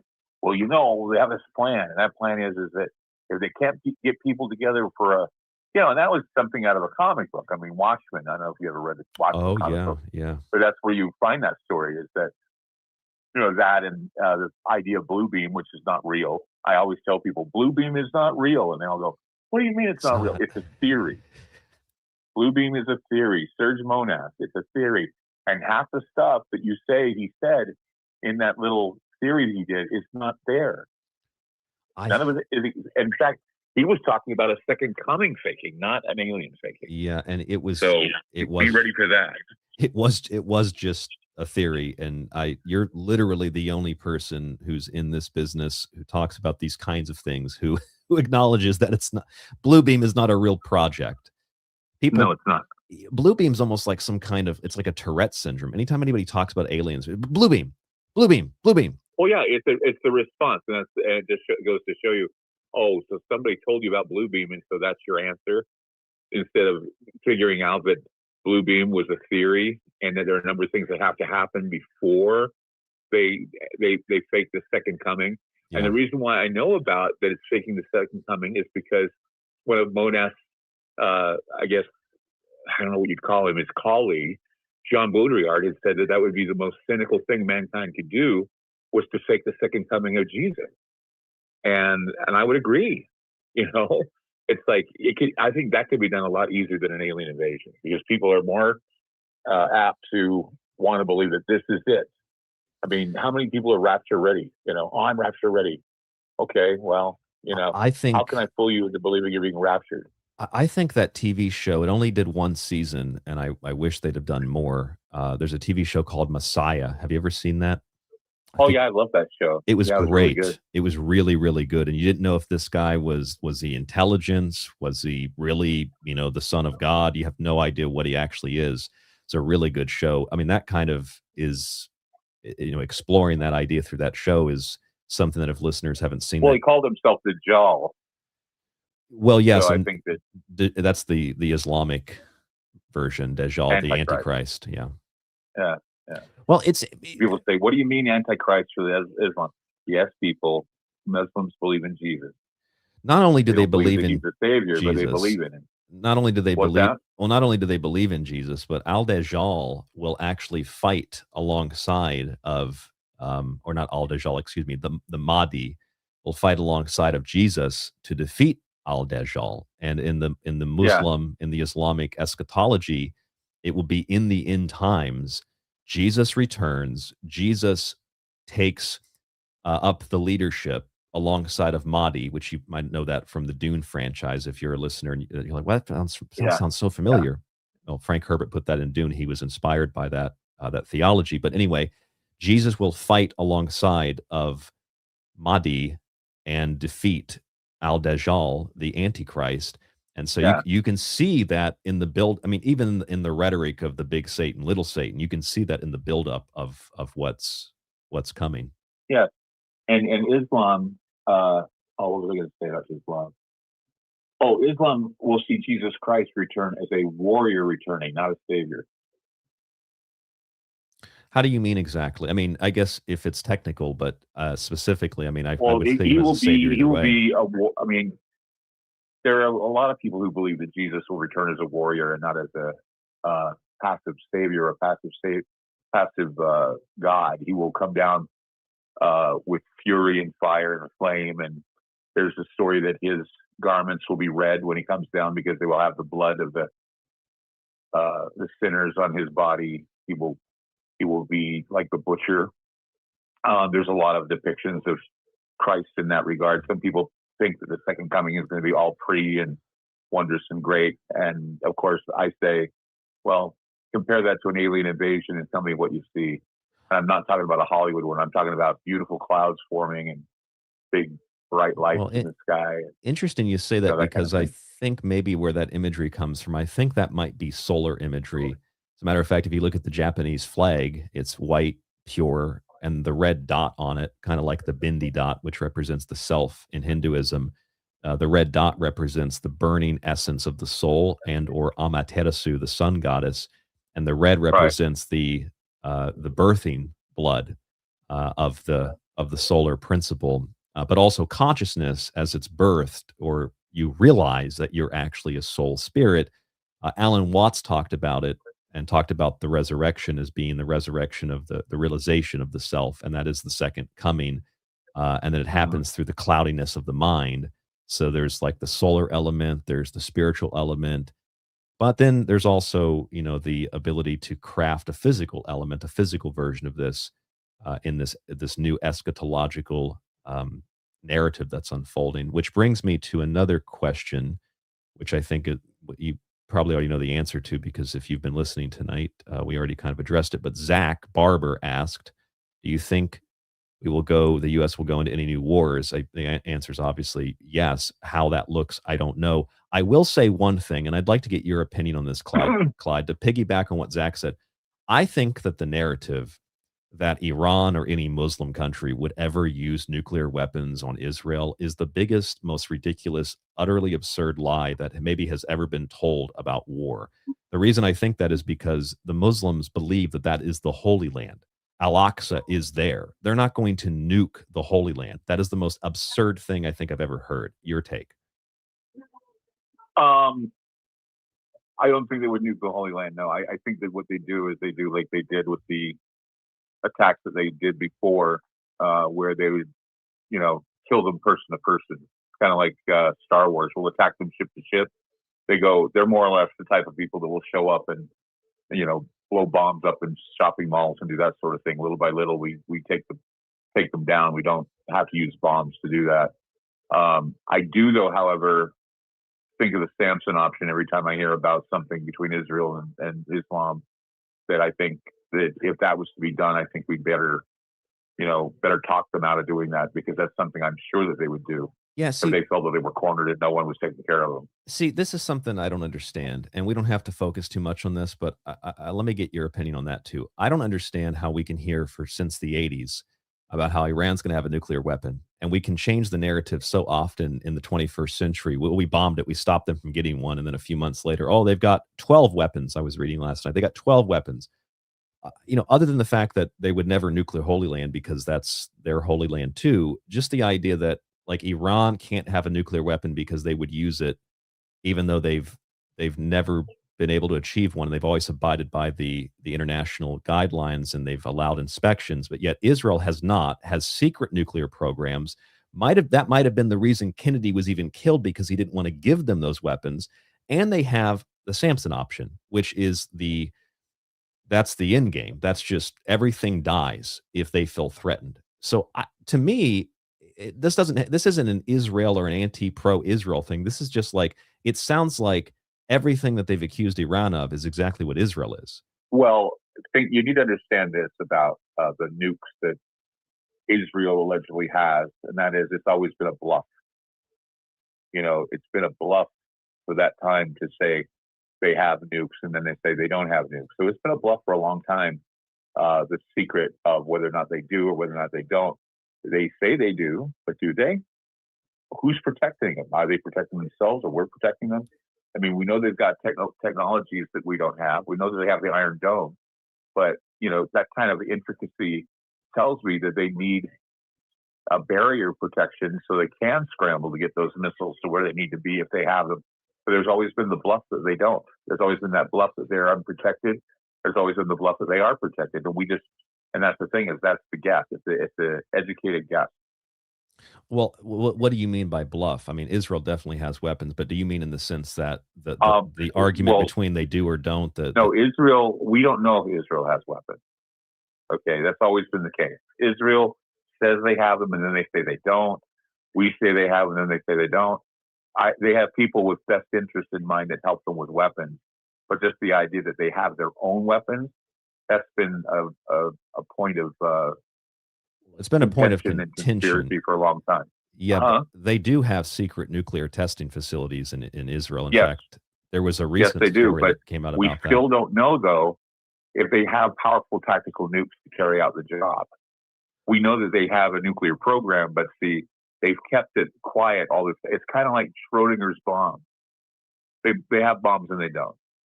I know that doesn't make sense, but that's been what do they say, the ability to deceive. You don't know if they do or they don't.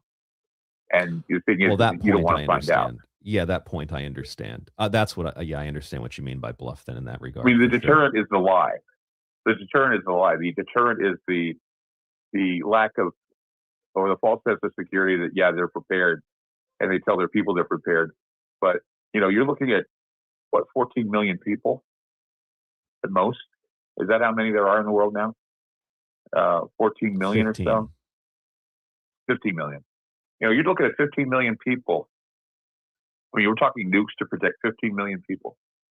That's a lot of nukes for a small amount of people. Well, the Soviet Union and the U.S. have a lot of nukes, a lot more than to protect the population numbers, I think. Anyway, we have other questions in the chat here, Clyde. We have, let me go back. Well, we can go to Ground Zero Plus, and this is more of a comment. I don't know if you have a thought on it, but Jay Monty in the chat said, potential new sacrifice, Taylor Swift. If you get a laugh, Good work. Laugh Yeah, out of that, that would be thought. yeah, that would be something that, yes, could happen, I'm sure. Yeah. Yeah, I could see that happening. Yeah. I mean, that's one of them, yeah, I'm sure. But, we just don't know how they're going to operate. But we'll have to see what it is. What else do we have here? Chris and Ron, are there any questions or comments in the chat room from Ground Zero Plus that I'm missing? We also have some more in the Secret Teachings chat room here from YouTube that we can go to before we're out of time tonight. By the way, if you want to know, and this has been around for a few years, the French-Chinese diplomatic relation, a group called La Machine, went to Beijing and they decided to create two massive mechanical puppets. One was a 20-foot tall spider named La Princesse, and there was one called Longma, a 46-ton fire-breathing dragon horse made of wood and steel. The machine put on 3 days of performances titled Longma, the Spirit of the Dragon Horse, next to Beijing's Bird's Nest Stadium. And this was first dated in 2014, but apparently they're wheeling it back out again for the celebration of the dragon. What is it called? The horse. I'll pull it up. What is it called? It's called Longma. That's long and M-A. Mm-hmm. And there's another machine that's called La Princesse. That's Princesse. The Atlantic first did the story on 2014, and they included photos, but they're wheeling them back out for the celebration of the Chinese New Year. Oh, I see it. They're amazingly impressive. I see it now. I'll pull it up on the screen here. For These are viewers. impressive little. Are they scary looking? 50-foot tall French fire-breathing dragon horse visits Beijing. Oh, well, that's our promo image tonight, it appears. What's that? That's the promo image that we have for the show tonight. The Oh, is it? Yeah, that's the same Okay. image. Yeah. Interesting. Oh, that's the image. Yeah, okay. But there's another one that shows, let's see, go down. Do they show it walking through the city? Yeah. Or is that the new one I'm looking at, not the old one? It kind of looks like, well, I mean, it's a horse dragon. It kind of looks like a bull almost, but yeah, people watch. There it is. Longma performance. There it is, right there. There you go. See National that thing? Stadium. Yep. Yeah. Interesting. Look at that thing. Oh, Isn't that great? there's is that a spider? La Machines. Yeah, they have a spider, and then they have the dragon. And the dragon is pretty impressive. And it's Beijing French relations. And that's, notice the Chinese guarding it. God, I'll take Longma over the spider. No, Longma's not a spider, but Longma, they call Longma the dragon. I know. I said I would take Longma over the spider. I really don't like Oh, spiders. okay, yeah. God. And it breathes fire too. It's what I read. Well, that's interesting. It made me think of, if you watch or you read Harry Potter and you watch or you read Lord of the Rings, they have these two kind of infamous, spiders. You have Aragog, correct? Is it Aragog in Harry Potter, Clyde? Aragog?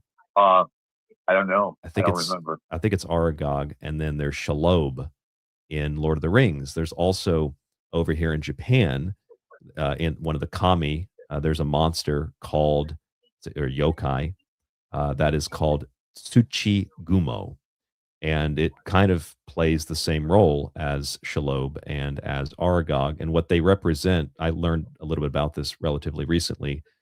What these giant spiders represent, they're called the Earth Spider, and they represent, kind of like the bull, they represent the qualities of the earth. They represent the soil. They represent carnality.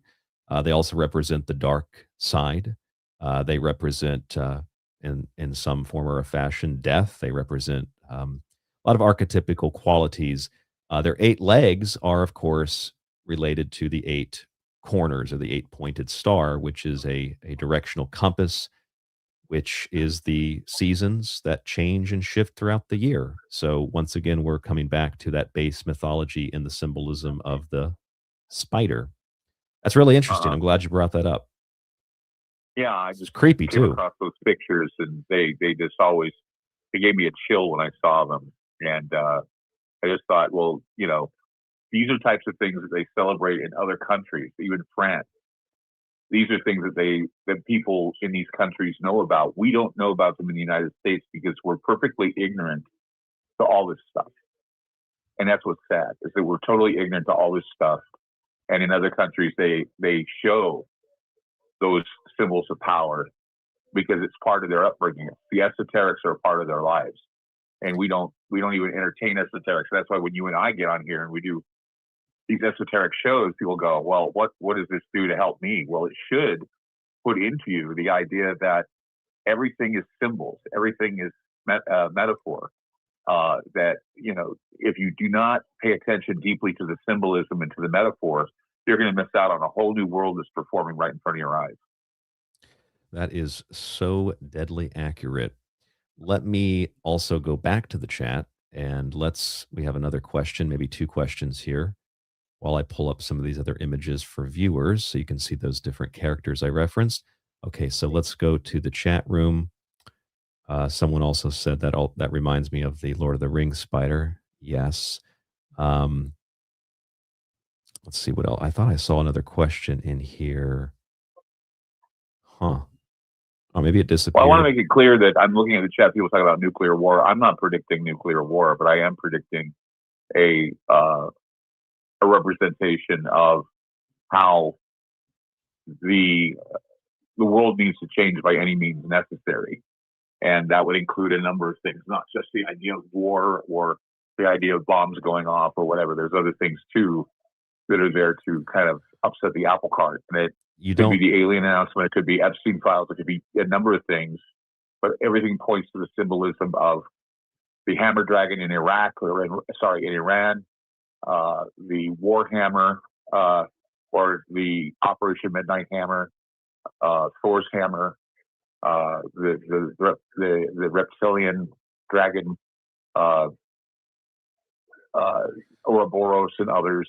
Oh, well, it's all there. Speaking of Ouroboros, look at this image from the Atlantic, the same article that I just referenced and we were talking about. Here is in Beijing, Longma spewing fire onto a ring, creating the fire serpent in a ring formation.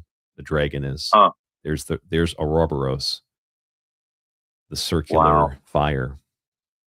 I am so fascinated by this creature. I really am. I mean, the 46-foot piloted creature is just scary to me. It's blowing fire and it's huge. This looks like some kind of Gundam Wing type showdown between these giant mechanical Pacific Rim, between these two giant monsters. Yeah. I think it's all those tourists are taking pictures, and then it breathed fire on the stadium, and the whole stadium caught fire around the ring. That's amazing. Another question in the chat. Someone asked me, have you ever heard Japan's government tell their citizens to avoid U.S. military bases? No, I have not heard that, seen that. I mean, the only reference to that in the news is a bunch of typical business down in Okinawa. Some soldiers did something bad to a little girl or something. That's about it. I haven't read anything else about that, though. Also, Clyde, in regard to these creatures, I think it's really interesting that independently, we both decided let's do the Chinese New Year, and then I focused on Nian, which is the beginning, and you focused on, or I should say it's really the end of winter, and you focused on Longma, and we were able to bring these two shows like Lego pieces together tonight, these two ideas, and connect them.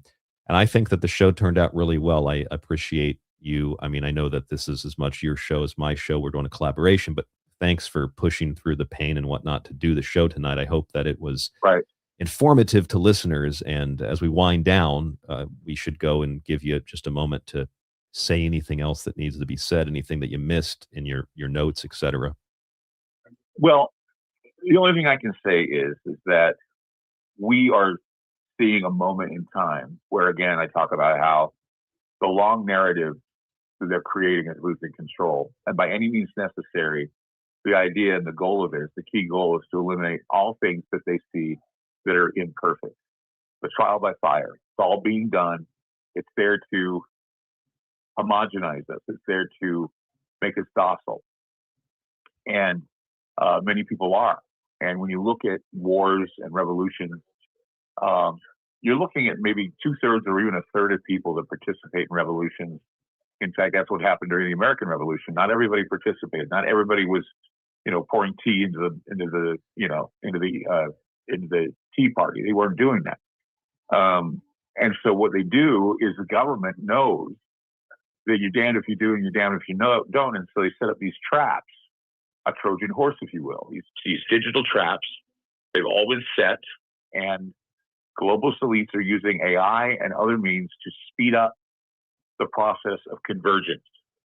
You'll get the story, you'll have to worry about the story, and yet some people, you talk to them, and even some of the people you think are, truthers, you talk to them and they're sleepwalking into a trap. And what that does is that just reduces you to a QR code. It reduces you to a trackable, traceable minion.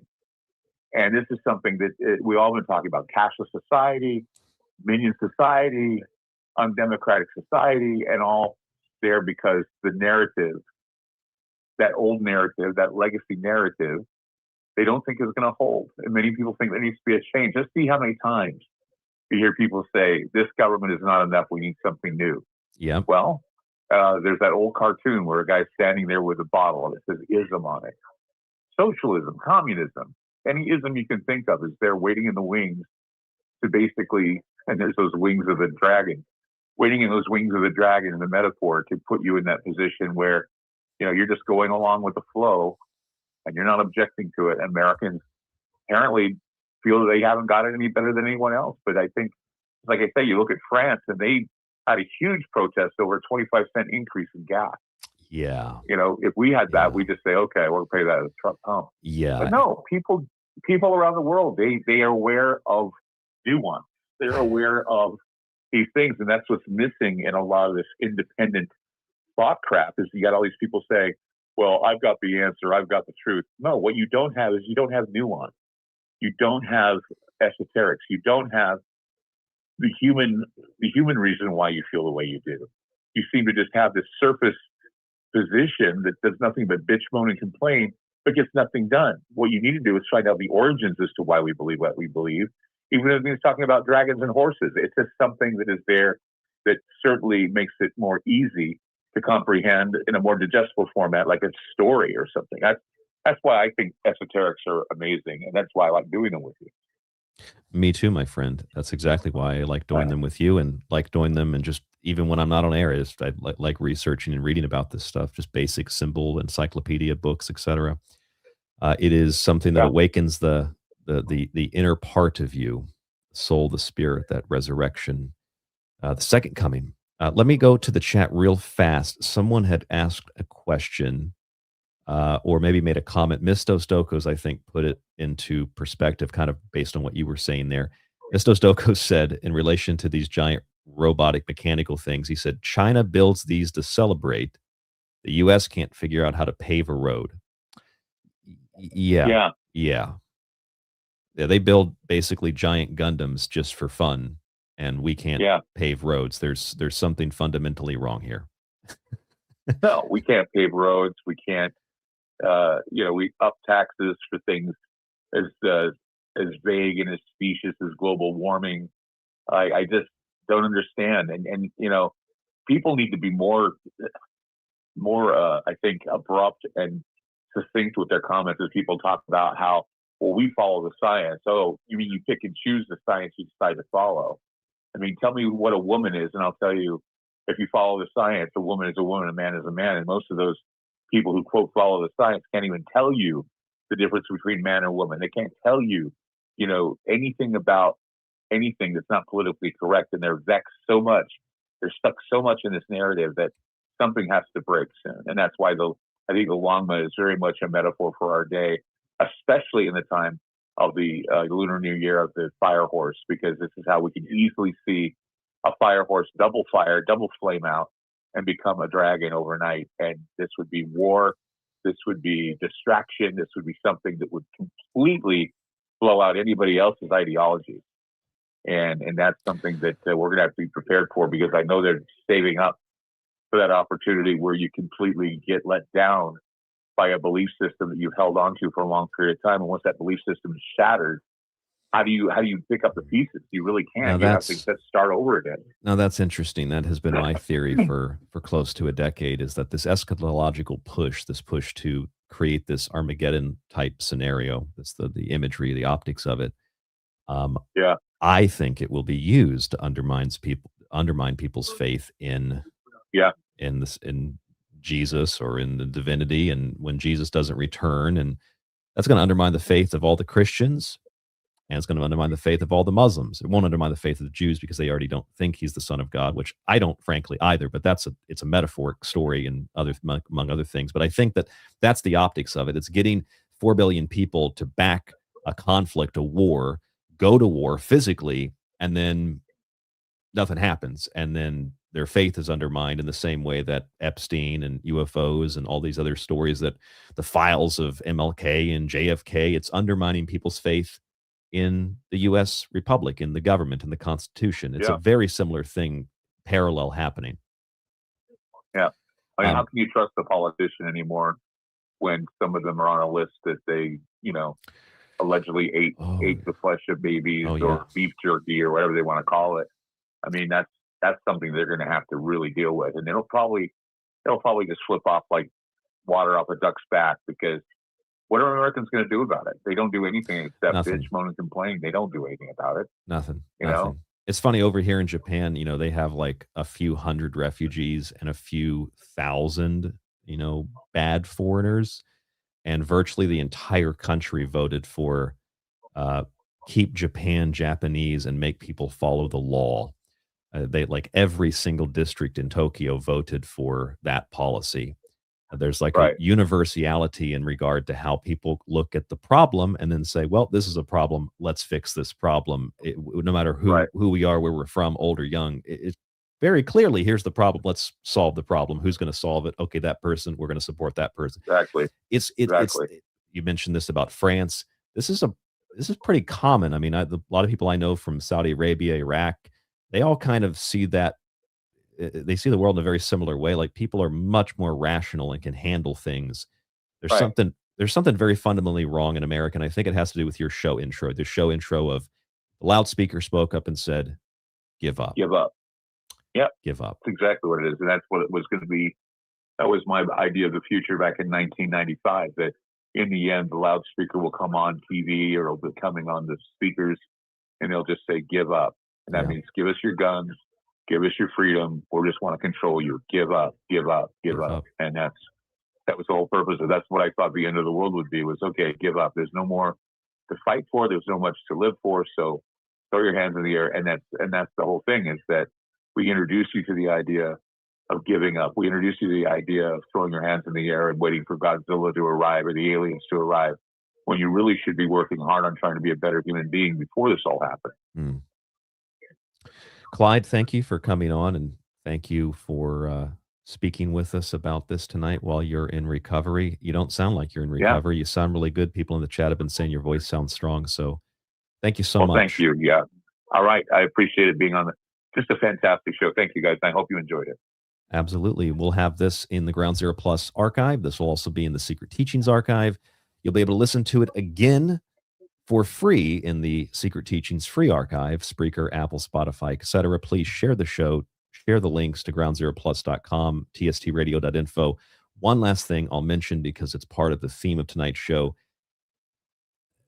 Owls are not bulls, and bulls are not owls, and goats are not bulls or owls, and goats are not owls or bulls, and bulls and owls are not goats. And it's important to understand what Moloch and Baal are, and what the personification of storms is. And it's important to understand the differences between tribal deities and why one's an idol and one's not. While one man's idol is another man's God. If you don't understand the base symbolism, then you're not going to understand when you see the symbols, you're going to think everything is the same thing. It's all evil. It's all demonic. It's all Baal. It's not. There's a difference between these symbols, and the public needs to know that. That's why I do this show. You can find a really good show I did about the bulls and the owls and all that recently on the Secret Teachings. But we're out of time tonight. Thank you so much for joining us. Clyde, any final comment in the last 30 seconds? The owl is Athenian. Yes, sir. The owl is Athenian. Don't think it's anything else. They worship Athena. It's about Athenian gods. I wish more and more people would learn this and say, guys, maybe we were wrong. Maybe someone interpreted it the wrong way, and maybe someone needs to apologize for that. No, it won't happen, but still. It's Athenian owl. Thank you. Good night. Yes, it is an Athenian owl, and that means it's wisdom, and you can pervert wisdom in the same way that you can pervert fertility, which is what Baal is. Baal's a fertility god, and you can pervert fertility, and you can abort, you can kill on the altar of fertility and life. That's what makes it satanic and demonic. tstradio.info, groundzeroplus.com, artygable@yahoo.com. Clyde Lewis, our co-host / host tonight. I am Ryan Gable, your host / co-host. A Secret Teachings Ground Zero collaboration. Thank you so much for joining us on the show. I will speak with you on the next broadcast next week, and Clyde will be back on this show and hopefully back on his own show sooner than later. Thank you so much for joining us. Have a wonderful weekend. Bye-bye.